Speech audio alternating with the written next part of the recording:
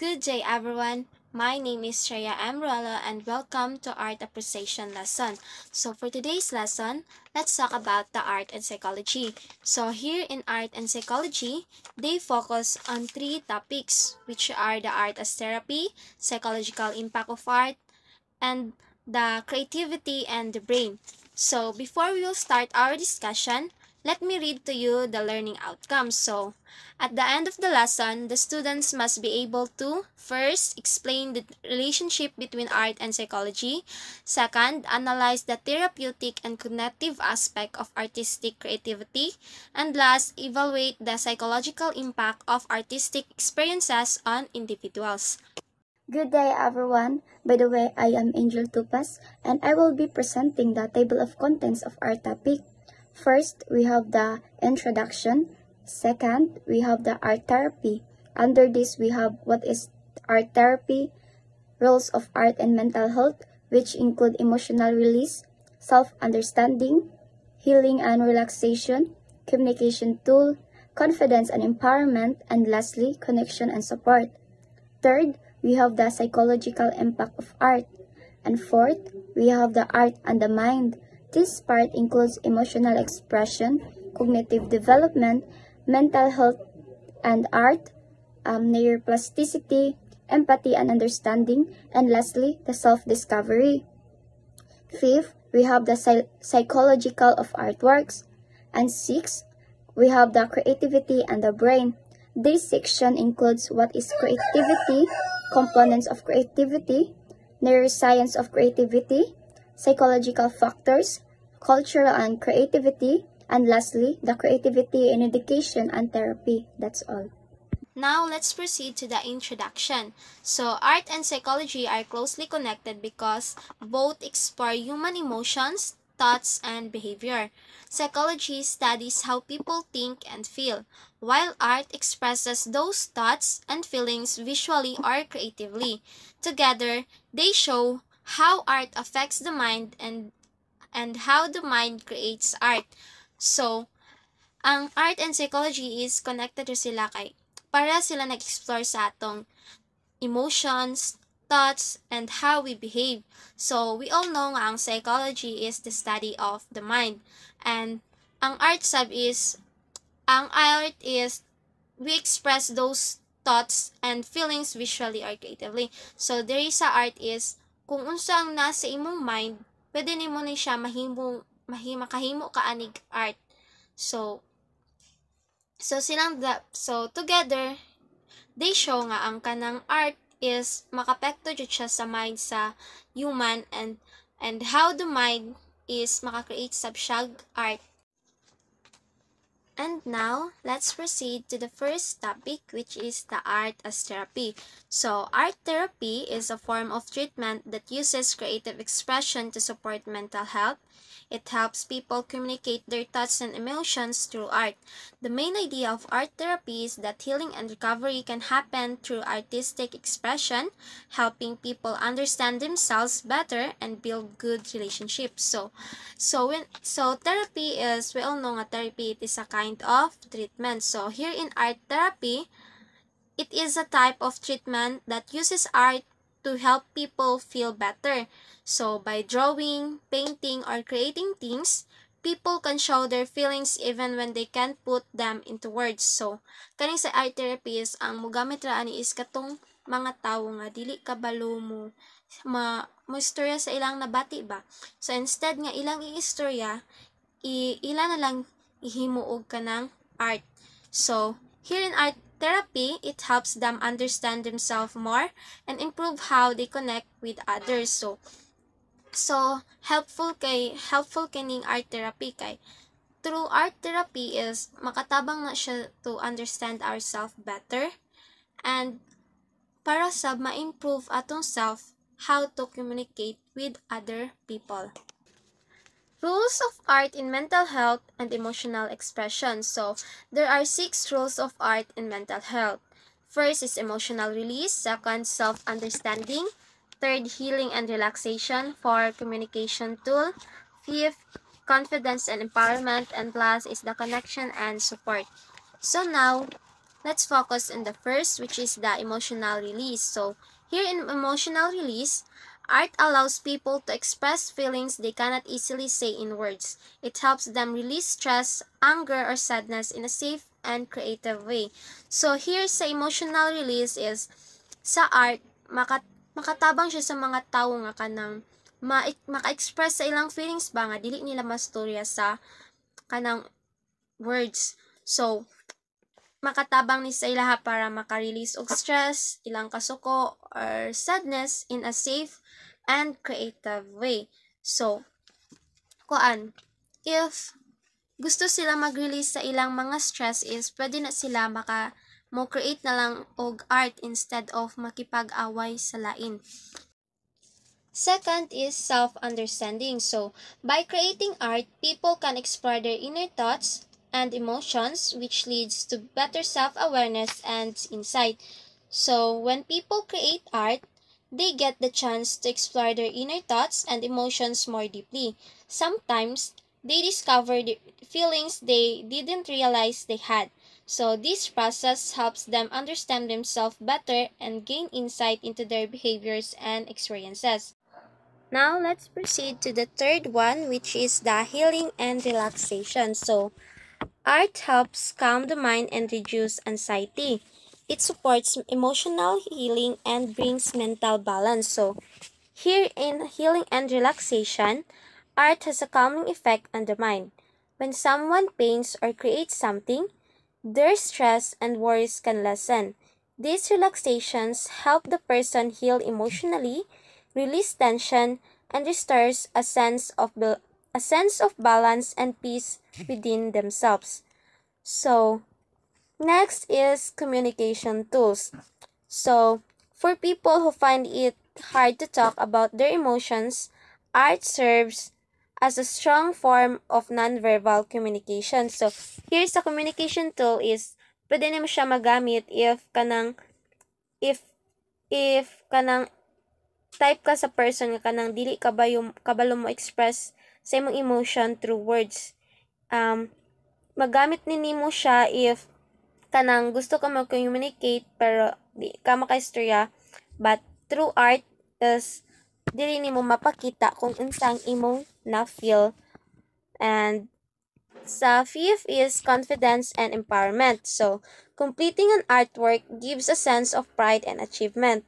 It strengthens self-esteem and emotional well-being. So, completing an artwork, no matter how simple, can give a strong sense of accomplishment. It makes people feel capable and proud of what they created. This boosts their self-esteem, encourages them to trust their abilities, and strengthens their emotional well-being. Last is connection and support. So, art activities and therapy help people build connections with others, share feelings, and avoid isolation. So, here in connection and support, art activities and therapy sessions often involve working with others or sharing creative work. These help people build connections, feel understood, and receive support. It reduces feelings of loneliness and creates a sense of belonging, which is important for emotional health. So, that's all for the rules of art in mental health and emotional expression. Good day everyone, I'm Irene P. Compra and I will be discussing the psychological impact of art. Psychological impact of art. Art has a strong psychological impact in art appreciation because it connects deeply with human emotions and thoughts. It allows people to express and understand their feelings, offering emotional release and self-awareness. Appreciating art can reduce stress, inspire positive emotions, and promote mindfulness. It also helps develop empathy and a deeper understanding of themselves and others. Through this process, art becomes more than just visual beauty. It becomes more than just visual beauty. It becomes a source of emotional healing and mental well-being.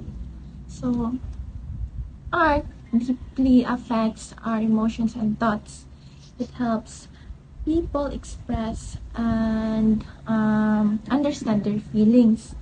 So, di ba kanang naay uban na tao nga kanang dili sila kabalo mo express ilang feelings and gusto sila mo share sa unsa ilang ilang na feel or sa ilang mga problems, but dili sila kabalo mo express. So naiuban nga tao na ipaagi nila sa art, which is painting, drawing. Ang uban kay mag-compose o kanta, ana ang impact sa art sa atong psychological well-being. Makahelp siya sa ato ang makahelp siya nga positive ang ato ang mental well-being. Hello again, everyone. So today, we will gonna tackle the relationship between the art and the mind. First, we have the emotional expression. So from the word emotional expression, sabotable naman jud kaayo, no? And also, we all know naman nga ang art dako jud kay siya tabang sa atua to show or to express our feelings nga lisod jud kaayo siya isay with words. So ang second one, the cognitive development. So ang art dako sa jud kay siya tabang sa atong brain to think better.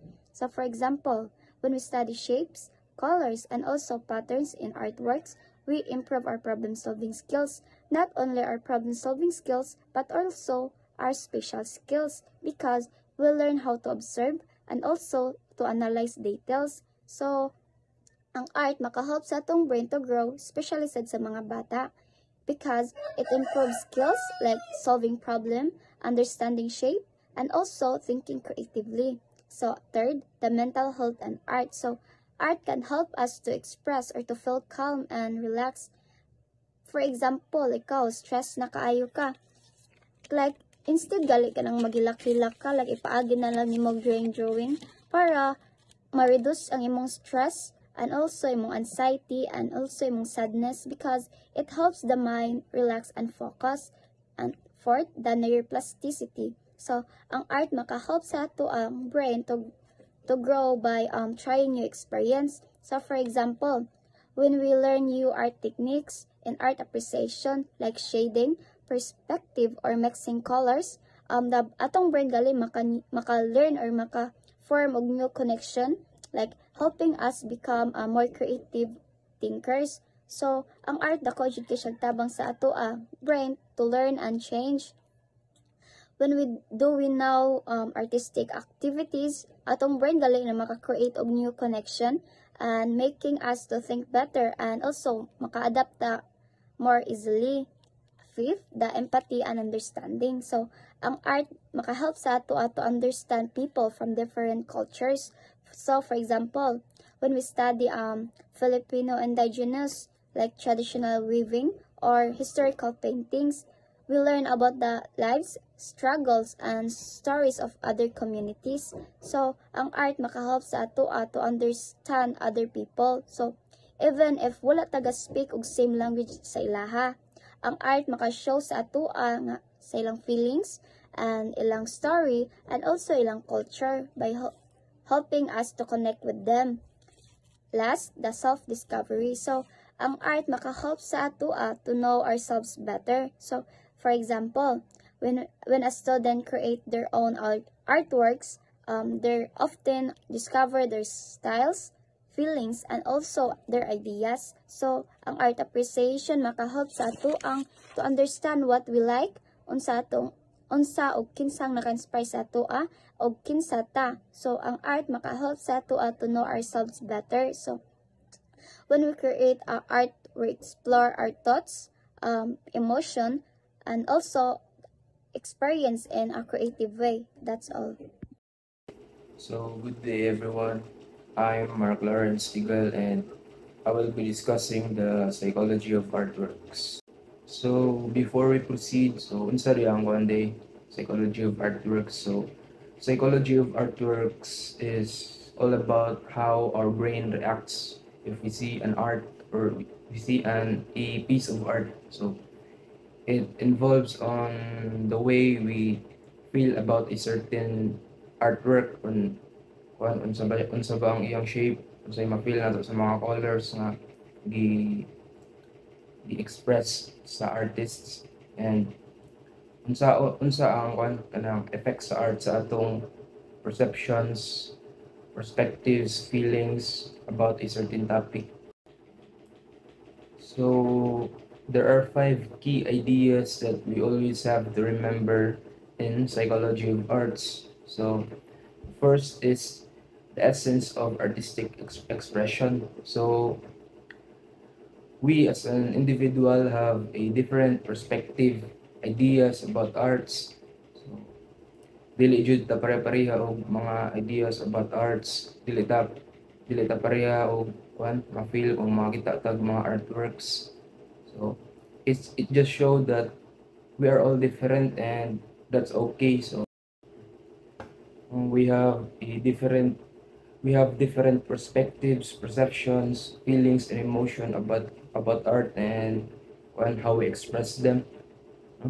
It's all about the human psychology. So, nilain jud ang nilain jud ang pagkatao. So wala joy kanang definite or true meaning sa art. Naro jud na sa imo. Just like how Van Gogh expresses his artworks. So primary example na kay katong artwork niya nga Starry Night. So si Van Gogh mugod kay naa siya bipolar disorder. So kanang dali ra siya makakuha og stress, na anxiety and mood swings. So kanang iyang Starry Night kay mo nang iyang pag-express sa iyang mga emotions, kanang katong libog kay nga mga artworks niya kanang para sa Starry Night nga magtuyok ang mga linya. So muna giana niya pag-express ang iyang feelings through art. So next is explore and express ideas. So in art mangod kay dili jud na siya kanang simple ra nga badis ka diha circle. So you need to study and gain idea. So pareha ni Leonardo da Vinci. So dili ra na siya usa ka artist. Po na siya engineer, architect, and scientist. Nagado siya libro nga it focuses on anatomy. Kung imo tong basahon kay daghan kag makahibaw-an all about kung saan pag-contract sa muscles, kung saan paglihok sa bones. So art can help us to be to explore ourselves and to be more creative. So importante jud kay ang art sa atong kinabuhi. Kay sa art mode kay need jud siya og tutukan jud nimo kay you have to think creatively, pareha ng proper proportions, then mga positions ng perspectives sa pag-drawing or bisan sa pagkanta lang na mga lain-lain nga tono. So dira nimo ma-express ang imong mga ideas, imong mga nasa imong una nga ganahan mo ipagawas niya. Pagawas ra na siya through art. So the third is art is healing and it has far-reaching effects. So when we view or experience art kay nandiyan na siya mga benefits sa tuwa. It can reduce our stress, can heal our pain, it can even makes us to express, enables us to express our emotions that we can say or we can share to one another. Kay sa art mo gud kay makarelate jud nang natay makita nga ng mga artworks sa through romance may or nature, dali ra kita maka-relate or kung mingaw ta og kanta kay maka-relate jud sa mga lyrics or sa emotions nga gi-express sa singer. So, muna siya ang kanang mga benefits sa art na maka-heal siya sa atong mga gipamati, maka-reduce siya og stress o kung sa imong gi-feel. So the fourth one is psychology of art goes beyond creativity. So in art kay dili jud nimo need nga creative ka, dili jud need nimo nga talented ka. It's all about how you express yourself in the context of art. So kung sa mo pwede ka mo himo og kanta nga pwede ka mo compose bisan dili ko kay bawo basta as long as ma-relate or ma-express nimo ang imong feelings sa kung unsa man imong giganahan nga kanta. Then para sa tong giingon ako nga dili ka kailangan creative. So you just need to understand the art. You just need to be insightful about art. You need to appreciate the art. So more dyan ang psychology of art goes beyond creativity. So the last one is art creates an everlasting change in perceptions. So pareha tong painting ni Juan Luna, itong Spolarium. So gipakita dito kung iyang gi-express ang iyang concern o iyang pain na na-feel nga makita niya nga di maltrato ra sa mga Spaniards sa una. Another example na kay ang mga works ni Jose Rizal, itong El Filibusterismo o Nolimitang Ere. O yun na ang nag-lead sa kanang nationalism o patriotism sa atong mga Pilipino sa una. So, ingan na ka influential ang art. So, art can help you to understand things that you didn't know existed. So, munang importante jud kay ang nga makabaw ka unsaon pag understand unsaon pag appreciate sa art. The next is creativity and the brain. So in doing art, it greatly uses our creativity, our ability to think or generate new ideas. So munang importante ang art na to. So unsa lang imong buhaton, pwede ka mag-drawing, pwede ka mo choreo og sayaw, just practice. It can develop you as individual. So muna importante kay ang art in order to develop our creativity and our brain. Hi everyone, I'm Kifuker Ramos. Today I will continue the discussion of Surgical, the creativity and the brain. So the creativity and the brain has four components of the creativity. First, neuroscience of creativity. Second, psychological factors in creative thinking. Third, cultural influences and creativity. And lastly, application of understanding creativity and education and therapy. Number 1, neuroscience of creativity. So what is neuroscience of creativity? Neuroscience of creativity is creativity involves brain areas such as the prefrontal cortex and the default mode network, which help generate and connect new ideas. Creativity happens because different parts of the brain work together, and prefrontal cortex helps you plan, focus, and connect ideas, and default mode network helps your mind wander and imagine new things. Neurotransmitters play a key role and improving creative thinking and brain communication. These brain processes works together to support imagination and innovation. Chemical in the brain called neurotransmitters also help. They make it easier for brain cells to communicate and think of new ideas.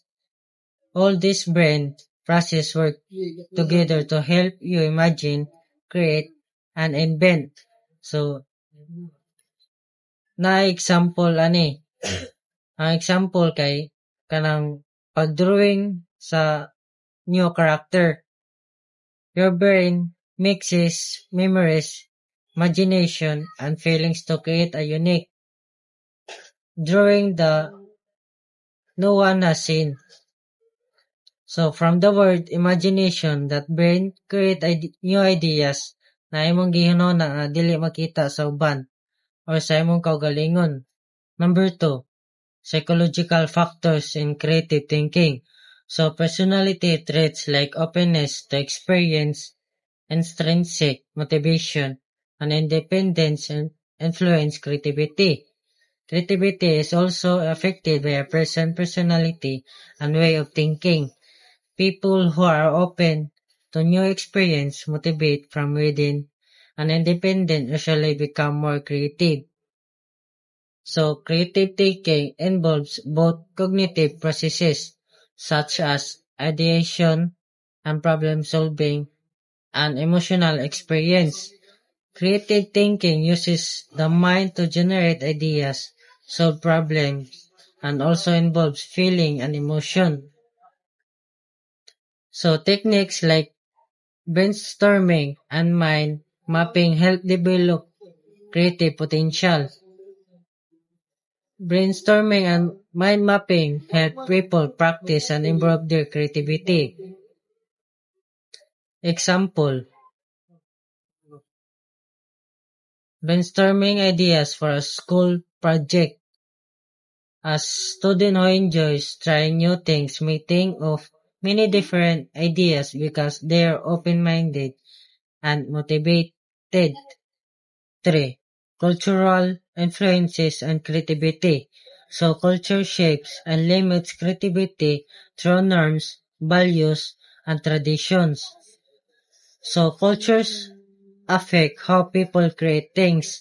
Every culture has rules, traditions, and values that guide what is acceptable. So artists work within cultural expectation while also introducing innovation. So artists and creators follow these cultural expectations, but they also try to add new and original ideas. So each society, heritage, and artistic norms guide how creativity is expressed, showing a balance between tradition and originality. So this shows that creativity is a mix of tradition and innovation. So examples sa cultural influences and creativity kay karon nga generation kay kuan sa mga TikTok, mga trend, sa mga evolution. Di ba kay kung unsa ang trend mausad ang buhaton sa tao or na-influence gali ang mga tao. So before gihimo ang mga trend, ang ga-influence kay ga-create og ideas. And lastly, number 4, application of understanding creativity in education and therapy. So creativity enhances learning, motivation, and emotional well-being. In education, methods like project-based learning and art integration promote problem-solving and imagination. In therapy, art therapy uses creative expression to reduce anxiety, build self-esteem, and support healing, and showing creativity's power to improve mental health.